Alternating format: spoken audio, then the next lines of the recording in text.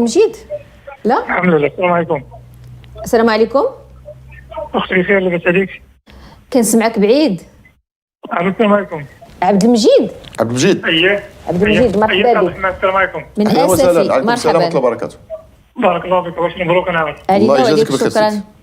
الله يخليك. واحد السؤال استاذ احمد. نعم. انا خليتك تصلي تراوح في البيت مع الاهل. نعم، التراويح في البيت. مع الاهل والصبح كنمشي نصلي في الجماعه، واش نكمل مع الوليدات ولا كيفاش؟ كيصلي تراوح مع ولادو. في البيت؟ اييه.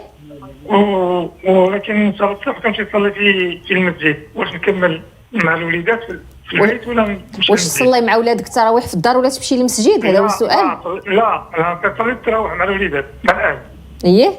ولكن من صلاه الصبح كنمشي نصلي في المسجد. في صلاة اش؟ صلاه الصبح. صلاة الصبح. اييه. الصبح كيصليها في المسجد. صلاة الصبح تكمل معاهم؟ كتصليها في المسجد. نعم. واش تكمل معاهم في الدار ولا نمشي للمسجد؟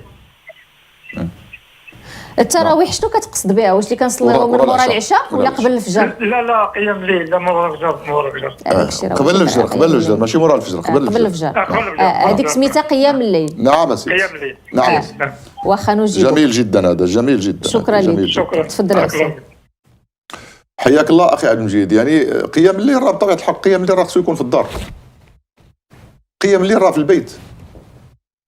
قيام الليل يعني ما اجمل ان يقوم الانسان الليل ويقوم مع وليداته وينوضهم ونوضوا وليداتها تصلي، ودابا نمشيو فين غادي نعسوا. كما كانت واحد الوالده ديالي الله يرحمها مسكينه كانت كتقول لنا دابا نمشيو ولدي فين غادي نعسوا، دابا نمشيو نرتاحوا غادي نعسوا. الوالده نعسي راه اش بغيتي انت دابا مسافره، دابا نمشيو ولدي فين غادي نعسوا. اصبر اسكت. فهنيئا لك اخي الكريم على انك تقوم الليل وتتقوم مع وليداتك. نعم، ملي كيأذن المؤذن تمشي للفجر ديالك، هذا هي السنه، هذا هو الشرع.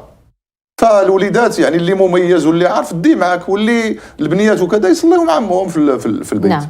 جزاك الله خيرا، وهذا شيء جميل جدا. واضح.